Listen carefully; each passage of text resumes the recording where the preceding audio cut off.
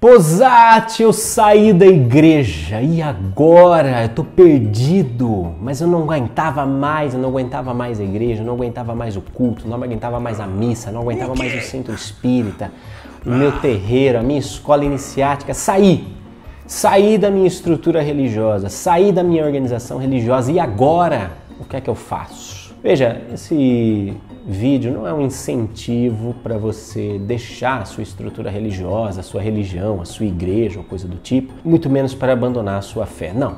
Se você está feliz, se está fazendo sentido para você, esse vídeo não é para você. Passa para o próximo, vai refletir outra coisa.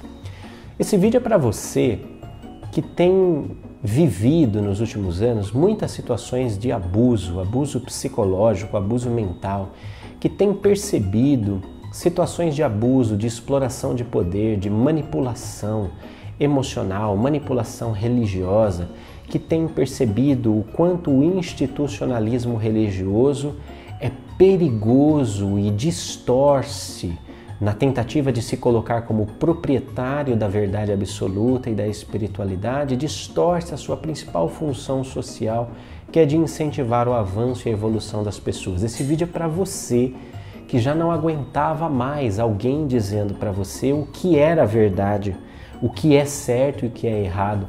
Esse vídeo é para você que não aguentava mais que alguém dissesse para você que a forma como você resolveu se expressar é uma forma pecaminosa, uma forma do demônio, uma forma menos digna, impura, quem sabe. Esse vídeo é para você que percebe que nós temos ainda na nossa humanidade o potencial de ser uma grande irmandade fraterna, mas que ainda não descobrimos o caminho e que nos perdemos na religião institucional. Esse vídeo é um relato da minha experiência e, ao mesmo tempo, um manual prático da espiritualidade livre. Um manual prático de como você pode sim ser uma pessoa espiritualizada sem se tornar uma pessoa religiosa novamente. Sem estar abaixo de uma estrutura, submisso a um conjunto de dogmas, submisso a líderes que podem ser manipuladores, abusivos, que podem distorcer a realidade das coisas em prol de benefício próprio.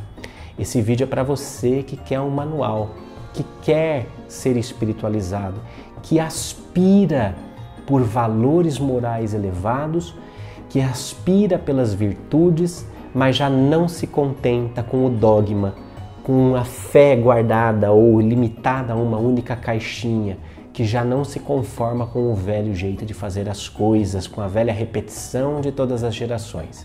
Esse vídeo é um manual de espiritualidade livre e de autonomia de pensamento e eu espero que ajude você. Vem comigo!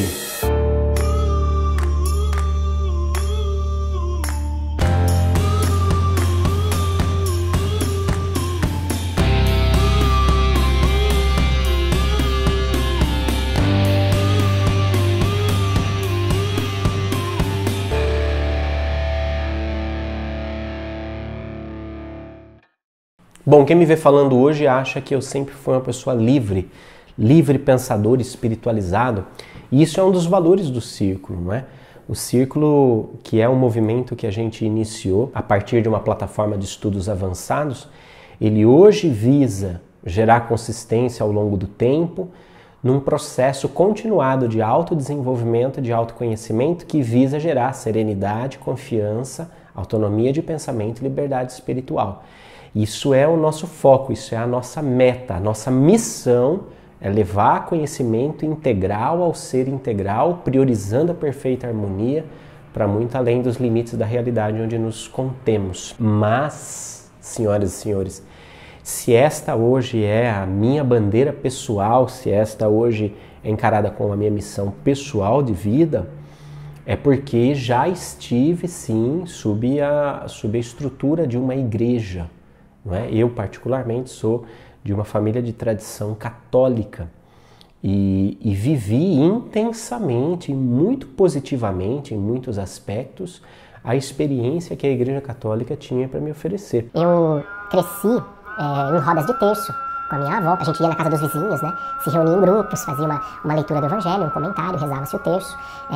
Quase sempre, isso eu tinha uns 9 anos de idade, mas eu me lembro que eu era eleito palestrante da noite, né?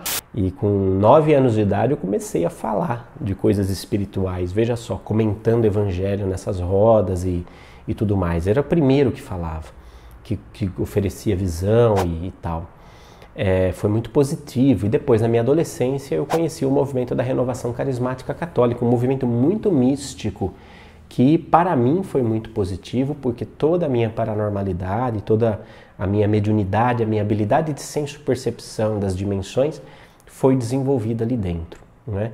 Depois eu vim a perceber que isso não era necessariamente dons do Espírito Santo, coisa do tipo, mas habilidades orgânicas do ser.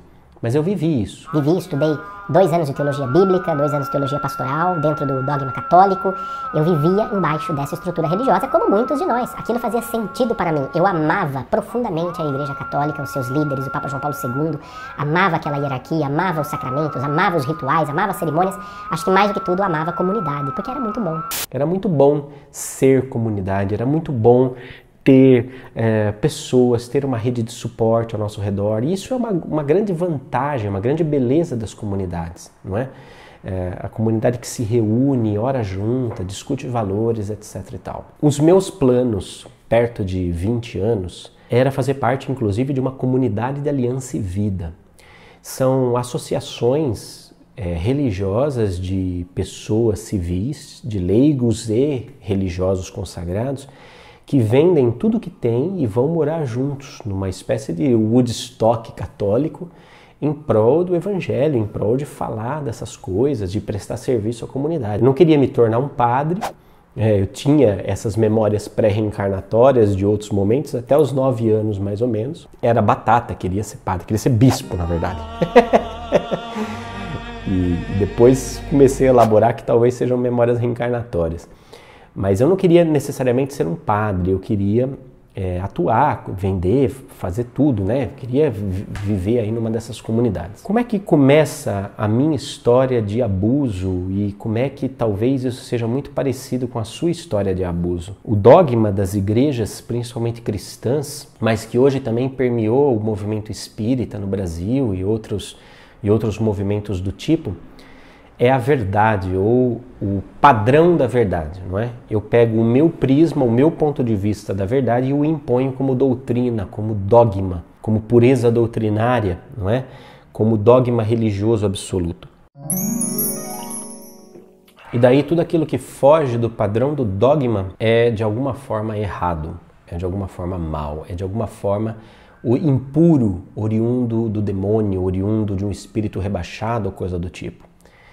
A questão é que os dogmas, as doutrinas, as perspectivas da verdade, quando cristalizadas no tempo, elas perdem a sua principal característica, que é a dinâmica frente à vida humana. Por que eu digo a dinâmica da vida humana? Por isso, quando eu digo isso, eu não estou relativizando a verdade, mas eu estou relativizando a nossa consciência. Veja bem. Eu acredito e percebo a verdade absoluta. Eu acredito que há, sim, sobretudo um princípio de transcendência que nos mostra uma realidade que está para além da nossa realidade, e essa realidade, de alguma forma, expressa uma verdade absoluta que está para além dos nossos dogmas, das nossas doutrinas, das nossas percepções. Eu acredito nisso. Mas acredito também que a nossa consciência tem uma capacidade limitada de acessar essas verdades. Porque, de acordo com o patamar que nós estamos, nós acessamos uma porção dessa verdade e a traduzimos em atitudes na nossa vida. À medida em que eu evoluo, a minha consciência evolui. À medida em que a dinâmica da vida se apresenta, é preciso que eu tenha liberdade de espírito, liberdade de consciência para olhar novamente para a verdade diante dos novos fenômenos humanos que se apresentam, no sentido de integrá-los ao fluxo da evolução e não de excluí-los, e não de lançá-los na fogueira como a Santa Inquisição fez, que de santa não tinha nada, não é? de lançá-los na fogueira. Então, o que nós vemos muitas vezes, e você provavelmente passou por isso, é que quando você começa a desenvolver uma certa autonomia de pensamento, e isso era um paradigma que tinha na minha época. Olha, não sei se é bom você fazer faculdade, porque as pessoas que fazem faculdade acabam abandonando a fé. Você vai abandonar nosso Senhor Jesus Cristo? As pessoas tinham medo do conhecimento livre, porque colocaria em xeque a sua estrutura tão limitada e tão cristalizada de dogmas no tempo. E você pode ter esbarrado com isso também. Você pode ter esbarrado com o porta-voz de Deus dizendo o que Deus quer ou o que Deus não quer na sua vida. Você pode ter esbarrado com a sensação de que a sua percepção dos fenômenos naturais, da diversidade natural da dinâmica da vida era errada, era impura. E eu comecei a esbarrar nisso.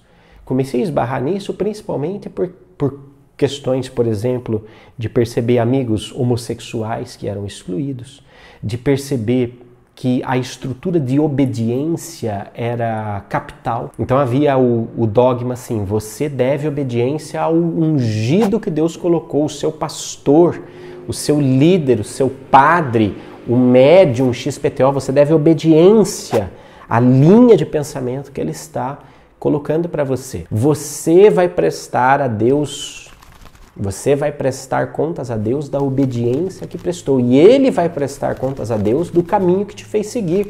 Eu falava, mas isso é um absurdo. Isso é um absurdo. Eu nasci com cérebro para quê se eu não posso pensar, se eu tenho que seguir cegamente como ovelha? Até hoje eu odeio esse negócio de pastor e ovelha. Ovelha? Meu Deus, como assim eu sou uma ovelha? Como assim eu tenho que pensar como rebanho? Como assim eu tenho que fazer parte de um rebanho? Eu sou muito ovelha negra nesse sentido. E que bom que sou ovelha negra. Demorou muito tempo para eu abraçar essa minha natureza de ovelha negra. Quando a gente começa a pensar essas coisas, eu me lembro até, eu rompi com a igreja, saí da igreja católica por conta desse tipo de embate, por conta dessa estrutura de obediência. E depois eu fui conhecer a igreja evangélica, trabalhei com evangélicos por muito tempo, e aí, nossa, perdi completamente a minha fé. Completamente a minha fé. Porque aí eu consegui ver mais de perto, né? A liderança católica ela é mais elitista, ela é mais fechada entre os bispos e padres. A liderança evangélica não, você vê os líderes e você vê a corrupção de perto. E é muito triste, porque eu amava a igreja, não é? Todo o meu mundo comum, tudo aquilo que eu acreditava era baseado na teologia católica, na teologia cristã. E quando você rompe, e veja, eu era daqueles que falava assim, Igreja Una, Trina, Santa, Católica, Apostólica, Romana. E mãe e mestre igreja. Mãe e mestre igreja. Quando você perde esse referencial, é desesperador.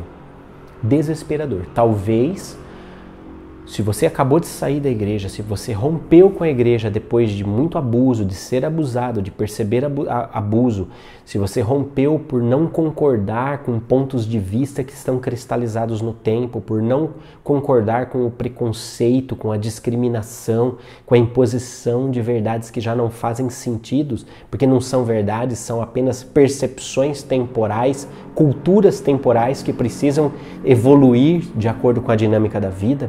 Se você passou por isso, você deve estar se sentindo completamente perdido nesse momento. Porque o teu referencial de crença, e por crença eu quero dizer do princípio de transcendência, daquilo que te leva para além desta vida, o teu referencial de crença foi abalado. E a vida, para um cético, para um ateu, ela é desesperadora. Eu vivi isto. Eu dizia assim, meu Deus, se Deus existe, ele é um completo incompetente, porque ele não está vendo essa merda toda que estão fazendo. Que Deus é esse? Que merda é essa que falam que é onipresente, onipotente, onisciente e incompetente, para rimar? Porque não é possível que ele permita essas coisas. Eu saí muito revoltado.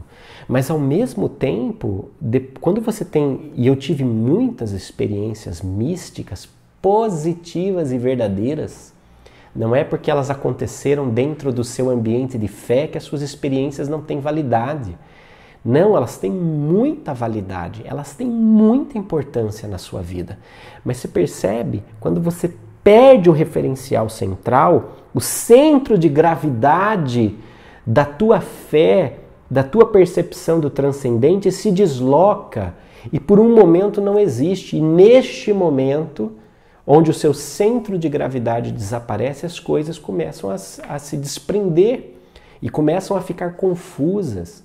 Sobretudo, e eu dizia da agonia do ateu, é porque você vê a finitude da vida. Você vê a sucessão de finitudes, a sucessão de coisas que momentaneamente existem e já não existem mais.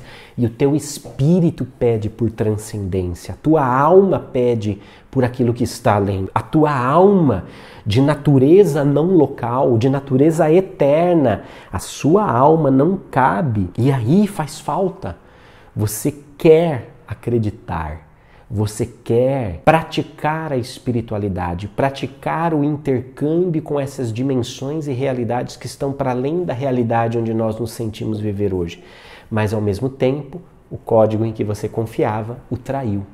Ficou congelado no tempo, ficou congelado nos próprios interesses pessoais, nos próprios interesses organizacionais. E você perde a referência. Você perde a referência. Provavelmente, nesse momento, você está se sentindo hiper perdido, hiper confuso. E eu quero dizer para você, tem fim, tem fim. Existe uma frase de Agostinho de Hipona que diz: Deus sempre abençoa o esforço da busca. A nossa equipe espiritual sempre fala isso para nós. Deus sempre abençoa o esforço da busca. A busca sincera por uma espiritualidade livre é o seu norte. E existe uma forma de você fazer isso, que é buscar o conhecimento. Quando nós estamos dentro de uma estrutura religiosa, é como se nós estivéssemos acostumados a um restaurante que serve todos os dias o mesmo cardápio. Então a gente não tem que pensar no que vai comer. A gente chega, pega o prato e come. É uma estrutura tipo de merenda. É a merendeira. Você não tem menu na merendeira. A merendeira é aquela sopa com arroz, com galinha. É aquilo que tem, é o que tem pra hoje. Ela vai meter uma conchada no teu prato e você come. Eu sou de escola pública, comi muita merenda na minha vida. E olha que saudade que eu tenho daquelas merendas de arroz lá com galinha. É isso. Quando você está numa religião, você está frequentando a merendeira, não é? Então você não tem que pensar no que você vai comer. Você vai comer o que tem. É aquilo. Alguém pensou por você. Alguém elaborou todas as possíveis respostas às possíveis perguntas que você tinha que fazer e você comeu, porque era aquilo que tinha. Quando você sai da escola, quando você sai da merenda, lá do recreio, e você chega, por exemplo, num restaurante, você tem a possibilidade de escolher. E isso, no começo, nos deixa extremamente assustados, porque nós não sabemos no que confiar. E aí, gente, eu digo para vocês que o referencial científico é muito importante. Porque quando a gente toma por base alguns crivos científicos, não todos, porque hoje a ciência é praticamente tão dogmática quanto uma religião, mas quando você começa a fazer comparações, por exemplo, catalogações, tabulações das informações que você acessa, você começa a perceber um padrão. Você começa a fazer o que a Blavatsky da teosofia fez. Ela foi ver todas as religiões. Ela foi viajar pelo mundo. Ela sentou com todos os tipos de monges e filosofias e ela começou a perceber que por baixo do véu de todos os dogmas, por baixo das estruturas, para além dos ritos, para além dos dogmas, para além dos conjuntos de crença, havia um centro de gravidade que era uma verdade única, que se expressava em diversas religiões, como o tronco de uma árvore que ramifica para diversos galhos e folhas. A verdade era uma que se manifestava de maneira diversa. Blavatsky fez isso e começou a descobrir que era possível cada um de nós criar a sua própria religião, a sua própria espiritualidade. Veja, ninguém mais vai dizer para você o que é certo ou o que é errado. Ninguém mais vai dizer para você o que você deve seguir e o que você não deve seguir. O que você deve acreditar e o que você não deve acreditar. O que é certo, o que é errado. O que é bom, o que é mal. O que é Deus ou o diabo. Não vai mais haver essa figura na sua vida do sacerdote, do interlocutor. Você provavelmente, nesse momento, está sentindo falta do paradigma culto, clero, dia e templo. porque você, na sua religião, seja católico, evangélico, seja espírita, seja o que for, você tinha um dia de culto. Um dia, você tinha um culto, você tinha um clero, você tinha pessoas que serviam como mediadores entre você e o divino, você tinha um templo, né? Culto, clero, dia e templo. Você tinha um dia para ir frequentar essa religião e você tinha um templo, você tinha um lugar físico no mundo. E a espiritualidade livre, a base da espiritualidade livre, a qual você está sendo chamado a praticar agora, é justamente a ressignificação desses 4 pilares: culto, clero, dia, templo. Por culto, o ritual. Ninguém mais vai dizer para você se você deve levantar os braços para orar, se você deve falar em línguas, se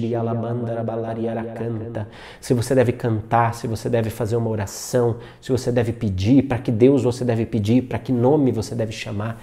Ninguém mais vai te passar essa estrutura de culto. O seu coração vai precisar te guiar.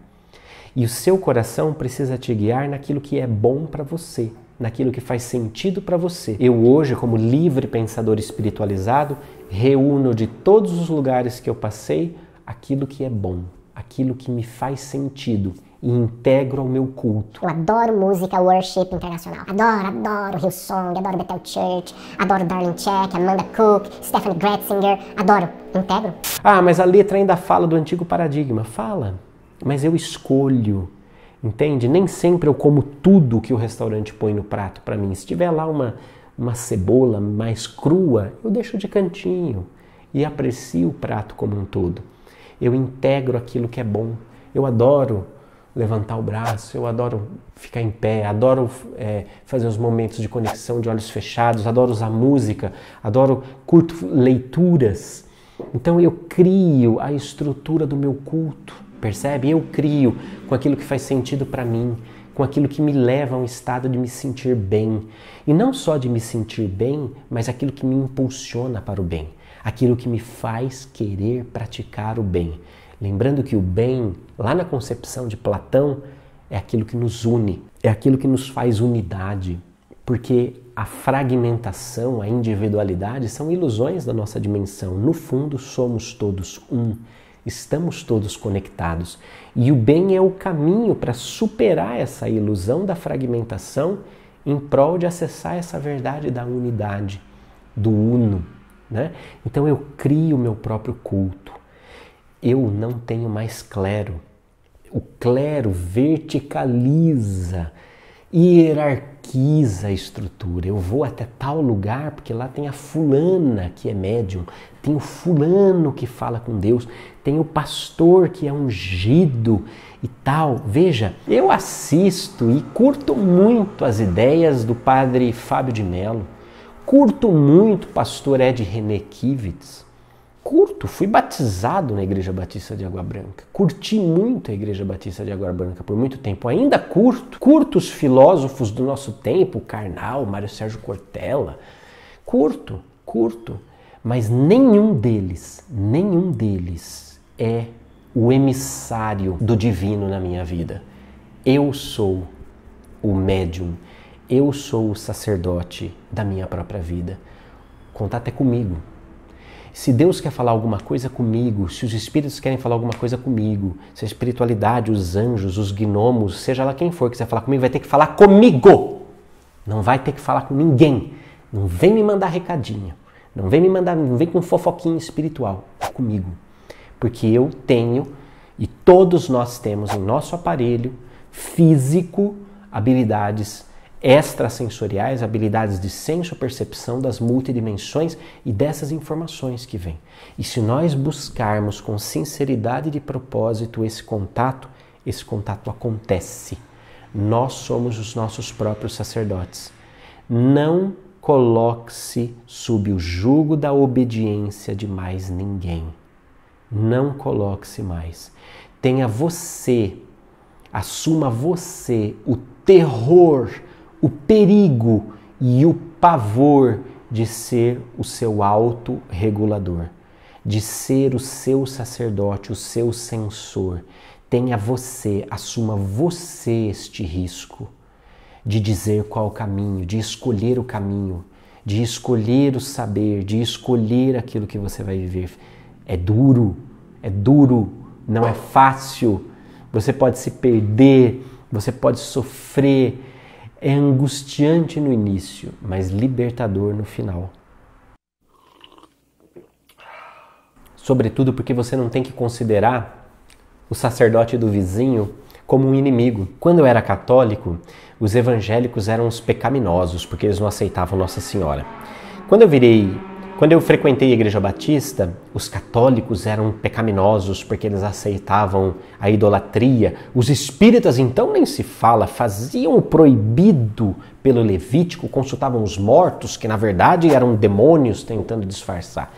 Quando eu frequentei, comecei a estudar a doutrina espírita e comecei a perceber que havia a possibilidade de liberdade, mas ao mesmo tempo havia uma distorção muito grande dessa liberdade no próprio seio do espiritismo através de uma coisa chamada pureza doutrinária. Para além de tudo isso, hoje posso beber do cálice de todos os sacerdotes, de todos os cleros e de todos os médiuns e escolher solver para o meu interior aquilo que faz sentido para mim.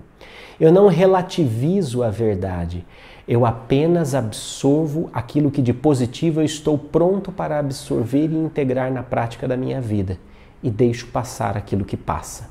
Deixo passar aquilo que é manipulação, aquilo que é projeção institucional, que é síndrome de pequeno poder, que é doutrina, cristalizada no tempo, que é dogma, que é qualquer coisa assim. Eu sorvo aquilo que eu tenho que sorver. Bebo de todos os cálices, mas engulo apenas aquilo que o meu estômago está preparado para engolir. Culto clero, dia. Nós somos seres de hábitos. Nós precisamos de hábitos, nós precisamos criar rotina. Mas a religião que se resume, a prática religiosa que se resume a um único dia na semana é uma prática absolutamente infeliz para inglês ver.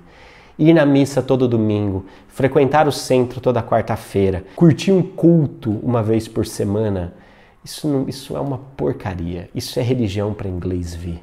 A sinceridade da prática diária da tua espiritualidade é o que faz de você uma pessoa espiritualizada, é o que coloca a luz no teu caminho. Então escolha todos os dias ser alguém melhor. Você não precisa de um dia, faça todos os dias. Todos os dias na tua casa é dia de culto. Todos os dias na sua vida você é seu próprio sacerdote. Todo dia. Crie hábitos.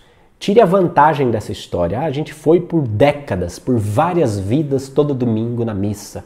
A gente foi por vários anos, todo sábado no culto, todo sábado no centro, todo sábado, semanalmente, diariamente, mensalmente, seja o que for. Tire a informação mais preciosa desse conjunto de liturgia. Eu preciso estabelecer rotinas.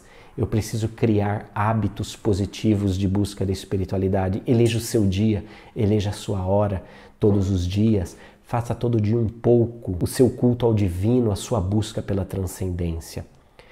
E templo. Você, como livre pensador espiritualizado, pode aprender com todos os templos. Todo templo é, na verdade, uma reprodução do grande ventre da baleia, do mito da baleia, desse mergulho que todo herói mitológico faz às entranhas de si mesmo para se redescobrir, para perceber a sua limitação e, na sua limitação, a sua ilimitação, a sua plenitude, a sua eternidade. A eternidade que nos habita a todos nós. Veja, Deus não habita um templo, o todo está em tudo. Cada átomo, cada partícula é um grande templo e um grande receptáculo da fonte criadora, do Pai de todas as coisas, do todo. Se assim é, eu não preciso ir a um lugar específico ou apenas a um lugar específico, mas eu posso criar a minha rotina de peregrinação. Eu posso escolher o templo com o qual eu quero me conectar neste momento, porque eu sei que, em verdade, o maior templo que há sou eu mesmo. Então, onde eu estiver, o meu culto é vivo, o meu sacerdócio é pleno, o meu dia é completo, é dia de espiritualidade, é dia de transcendência. Eu sou livre. Eu sou livre para rezar numa igreja católica, eu sou livre para conhecer um culto evangélico, um templo evangélico, eu sou livre para passear por um centro espírita, eu sou livre para conhecer um terreiro de Umbanda, eu sou livre para meditar com um templo zen budista, Eu sou livre. Eu sou livre porque eu reconheço que o templo da transcendência, da eternidade é o meu próprio corpo. Hoje, receptáculo do meu espírito imortal.